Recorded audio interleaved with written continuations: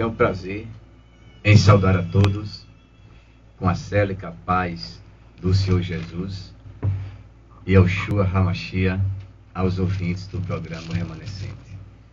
Ao mesmo tempo que peço as vossas orações a meu favor, para que assim mais uma vez a graça de Hashem, a graça do Eterno, possa ser comigo e ser com você que me escuta.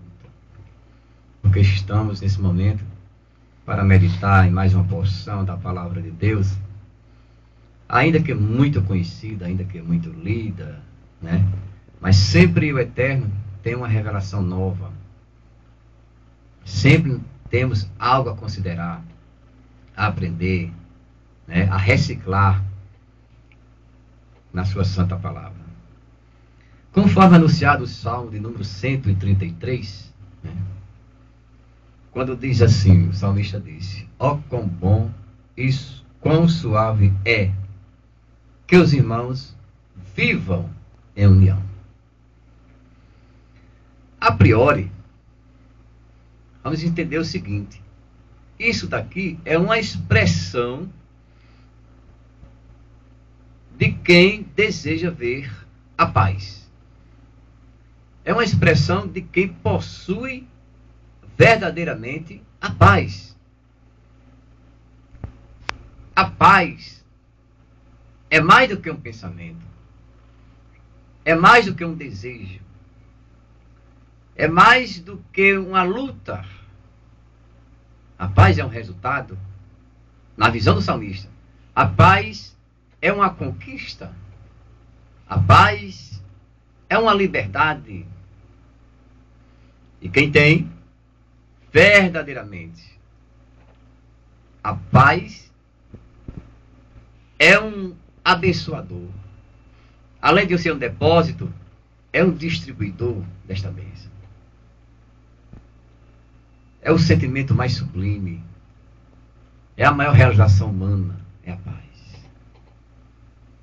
E não é à toa que o ser humano luta por isso. Porque muitas vezes a paz, ela não está onde colocamos, onde pensamos, mas ela está justamente no seu devido lugar. Que precisa uma renovação de pensamento, precisa uma renovação de atitude, precisa algumas mudanças de comportamento, muitas vezes, para encontrar isto. Aí o salmista, Davi, disse: ó quão bom e quão suave é que os irmãos vivem em união. O que é que o salmista está também aqui tentando passar para mim, para você? Já que somos irmãos, haja o sentimento fraterno, né?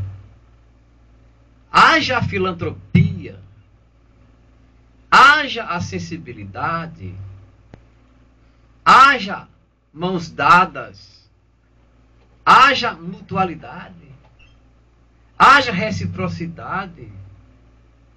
Não existe diferença de tamanho, existe diferença de valores, existe diferença de posições sociais, econômicas, isso é inegável. Mas dentro do campo específico, singular da irmandade, somos todos de um tamanho só. Mas não haverá paz de maneira horizontal, de mim para com o próximo, do próximo para comigo, se não houver esse encontro de sentimentos. Se não houver essa disposição, não tem. Aí o salmista faz um apelo. O salmista faz aqui um clamor de que precisa ser despertado. Ele disse: ó quão bom e suave é. Muitos, a maioria só vai sentir, só vai tirar a verdadeira conclusão do que é a paz quando ele perde. Quando ele se acha sem paz, aí ele vai sentir o verdadeiro valor da paz. E dá um retrabalho para recomeçar. Mas o salmista era homem de Deus. E quem é homem de Deus não está isento de luta, não está isento de crise, não está isento de adversidade, não está isento de ventos contrários. Não. Muito pelo contrário. Mas quem é homem de Deus, quem tem a unção do Espírito Santo, quem tem a visão do Mashiach, Yeshua, ele, de maneira muito natural, sem nenhuma linguagem, sem nenhum som, sem nenhum discurso, ele prova para as pessoas que ele tem esta paz. Porque a paz, ela não é de maneira periférica, que se conhece, que se recebe, que se transmite. Não. A paz está no invisível.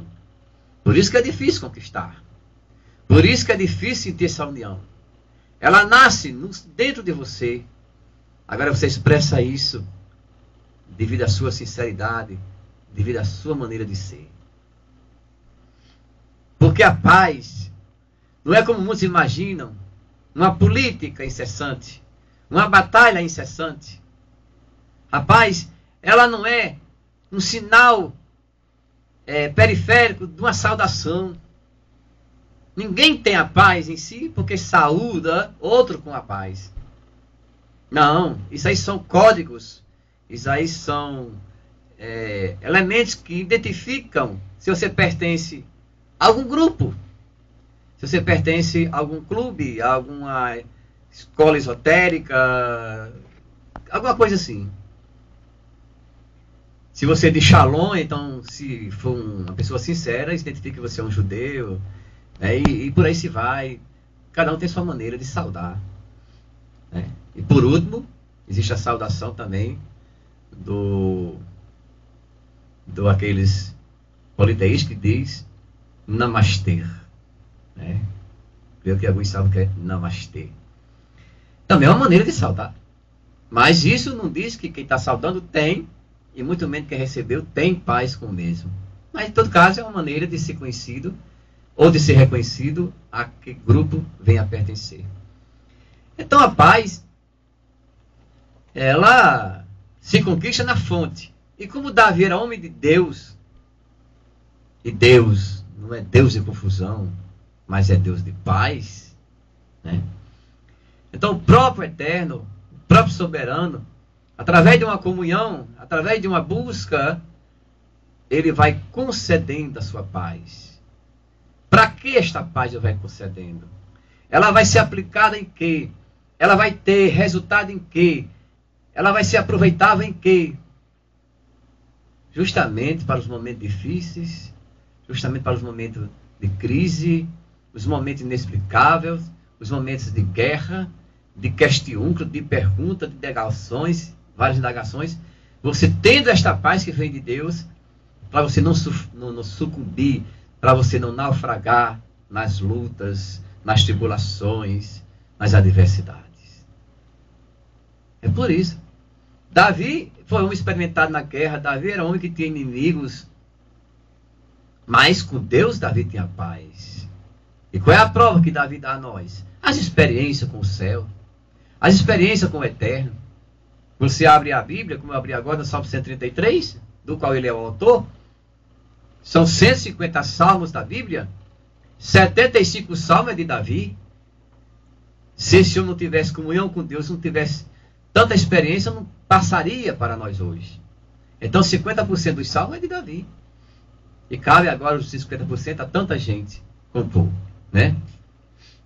Então, ele diz: ó, quão bom e quão suave é que os irmãos vivam em união, né?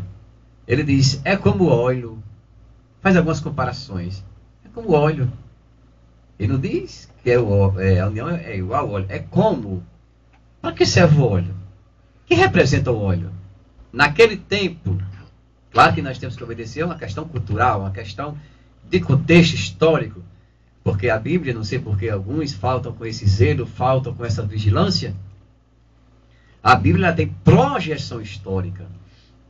Um dos requisitos para nós entendermos, para nós aproveitar bem uma leitura, um estudo, uma meditação da palavra de Deus, os seus oráculos, É porque a Bíblia tem projeção histórica.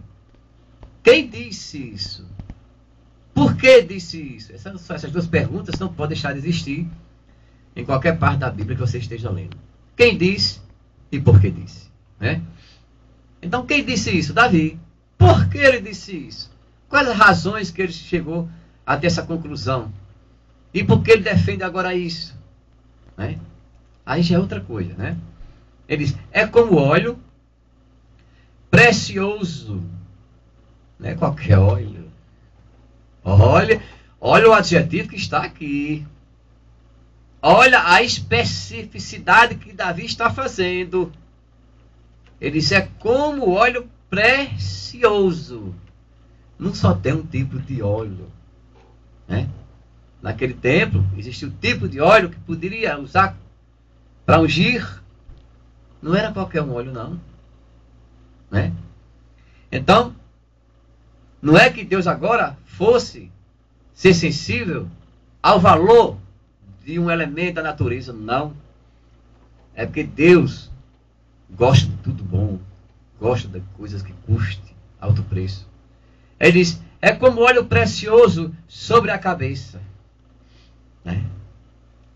Que desce sobre a barba de Arão, e que desce a orla, ou seja, ao debrum, a gola das suas vestes. Se ele fez essa comparação, que ele conhecia Arão. E ele conhecia o que significava óleo para um sacerdote. Qual era o valor espiritual que isso tinha no momento e também para os dias, até enquanto ele vivesse. Então hoje, o óleo, no contexto atual, quem tem óleo precioso, que possa fluir através de uma comunhão, fluir através de uma experiência, fluir através do conhecimento da palavra, fluir através de um contato com os céus. Hoje, é uma pergunta que eu faço e cabe a cada um responder, a cada um investigar a si mesmo. Então tem coisas do contexto que para hoje também serve, só com outra configuração. Ele diz, é como óleo precioso sobre a cabeça, que desce sobre a barba de Arão. Aqui está falando do Oriente. E alguns aqui no Ocidente, se vê alguma pessoa, ou se é uma pessoa com barba bem feita, já dificulta em saudar com a paz. Já dificulta entender que ele é um cristão, que ele é transformado apenas pela tradição, né, de alguns que não usam barba. Já sei que quem pensa assim, não saudaria com a paz o irmão Arão, porque a barba aqui dele era grande, meu irmão. Né? Ele diz, que desce sobre a barba de Arão, e que desce a orla das suas vestes. Questão cultural é séria, né? Porque ele disse, é também outra comparação que ele fez, porque quem não entender pela comparação do óleo e do sacerdote Arão, talvez, conhecendo a história geográfica, o conhecimento geográfico, vai entender por esse outro lado também. O lado físico da natureza. Ele diz, é como também o orvalho do Hermon. Poucas pessoas conhecem a história do Hermon, né? O valor espiritual que tem o Hermon e material para o povo judaico, né? O orvalho de Hermon, que é conhecido como o vale de Sirion para os Sidônios, e o orvalho de Seni para os amorreus. Isso é como o orvalho do Hermon, né? Tem o mesmo valor do óleo para o sacerdote, ele disse. Tem o mesmo objetivo, conclui com a mesma grandeza. É como o orvalho do Hermon que desce sobre os montes de Sião. Porque lá no Hermon, o Hermon é coberto sempre de neve, né? Ele diz, isso traz muita bênção para as plantações, muita bênção para quem vive dessa economia, né? Ele diz que desce sobre os montes de Sião, porque ali o Senhor ordena a bênção e a vida para sempre. Como é frutífero, como é promissor o orvalho do Hermon. Né? E na mesma proporção, como é promissor, como é próspero, como é abençoador, aquelas pessoas que têm o óleo sobre a sua cabeça. Né? De maneira figurada, de maneira conotativa, né? Mas tem o óleo, ou seja, tem a unção. O óleo hoje é o Espírito Santo, né?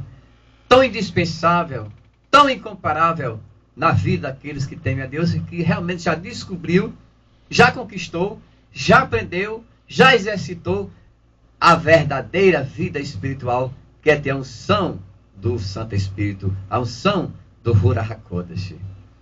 Como é importante isso? É a coisa mais importante no mundo. O apóstolo Paulo, Shaul Rachalia, eu lembrei agora de um texto, no livro de Romanos, né, para quem está acompanhando, no capítulo 8, e versículo de número 9, ele diz uma coisa que me assusta. Né? Me assusta no bom sentido, eu fico às vezes me interrogando a mim mesmo, e meditando quanto, se todas as pessoas pensassem assim, né? Ele diz no versículo 9, vós, porém, dizendo aos romanos, não estáis na carne. Graças a Deus. Os irmãos lá entendiam a palavra, viviam a palavra, era sensível à palavra. Eles não estavam na carne. Não, graças a Deus por isso. Se pudéssemos saber de cada um de nós essa realidade. Ele diz, vós, porém, não estáis na carne, mas no Espírito. Aí Paulo faz aqui um reforço para aquelas pessoas duvidosas, aquelas pessoas confusas, aquelas pessoas que não tinham convicção própria. Ele diz, se é que o Espírito de Deus, o Ruach HaKodesh, habita em vós.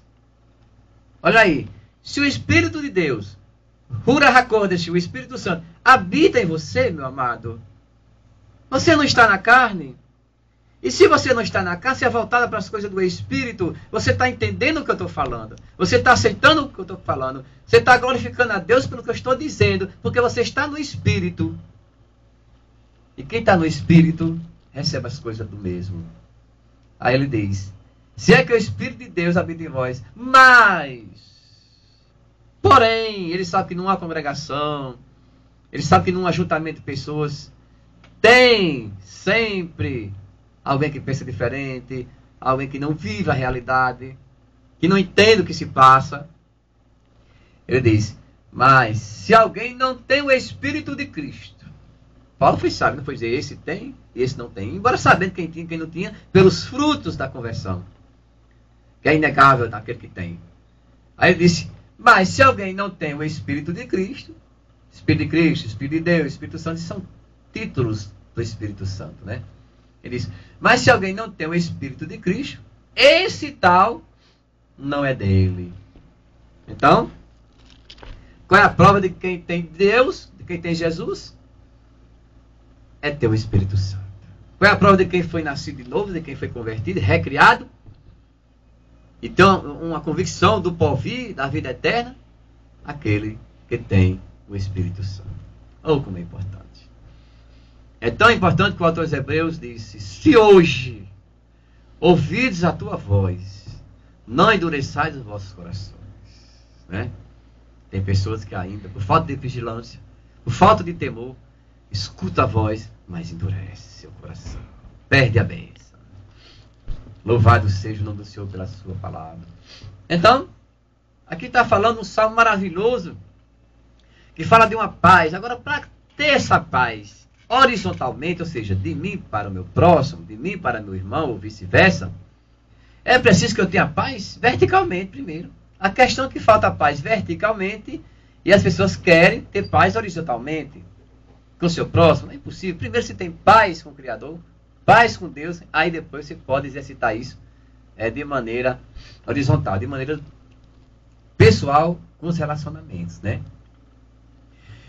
Tem um texto que eu quero aqui compartilhar com quem me escuta ou com quem me assiste nesse vídeo, aos amigos do YouTube.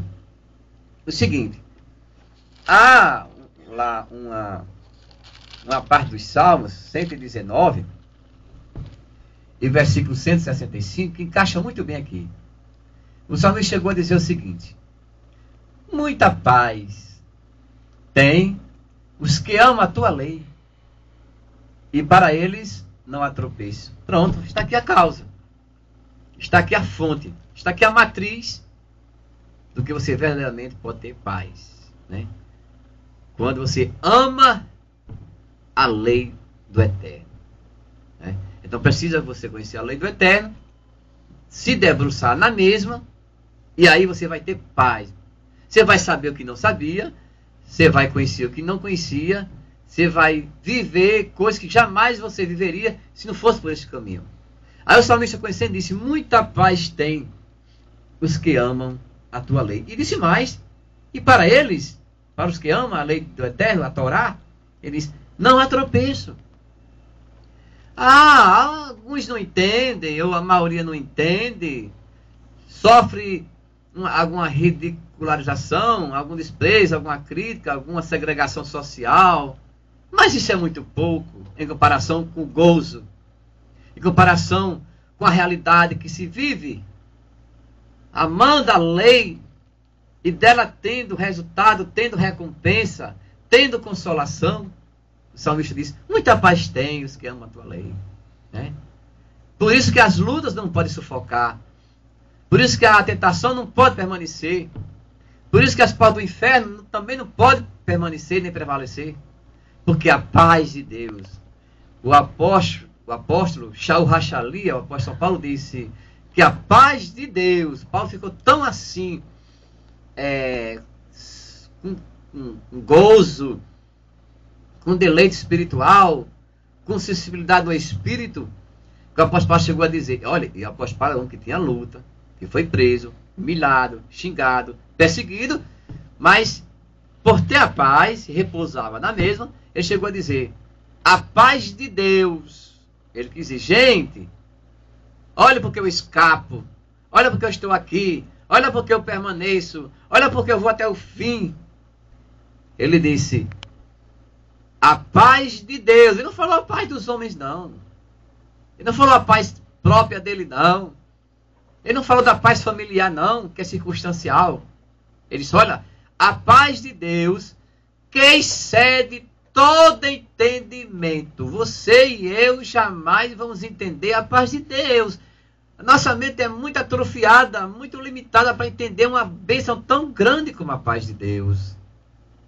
O apóstolo Paulo disse: a paz de Deus que excede todo entendimento. Não está neste parâmetro o entendimento da paz de Deus. Embora que você receba, embora que você viva, embora que você aceite, que você creia, que você se alegre, mas não está no seu entendimento, não está no olho humano entender a paz de Deus. Paulo diz: e a paz de Deus que excede todo entendimento guardará os vossos corações em Cristo, porque Ele é o príncipe da paz. Então, eu quero agradecer por esse momento, eu quero agradecer essa oportunidade, eu quero agradecer as orações e fazer o convite para próximo sábado, em nome de Yoshua HaMashiach, em mais um programa, O Remanescente. Esteve comigo hoje Aniceto Neto e também meu amigo que Deus me deu, Wilson Guimarães, para trabalhar comigo. Que Deus abençoe você, que sempre esteja na sua frente, guiando em todos os caminhos dele, né? Até o próximo programa, em nome de Yoshua. Amém.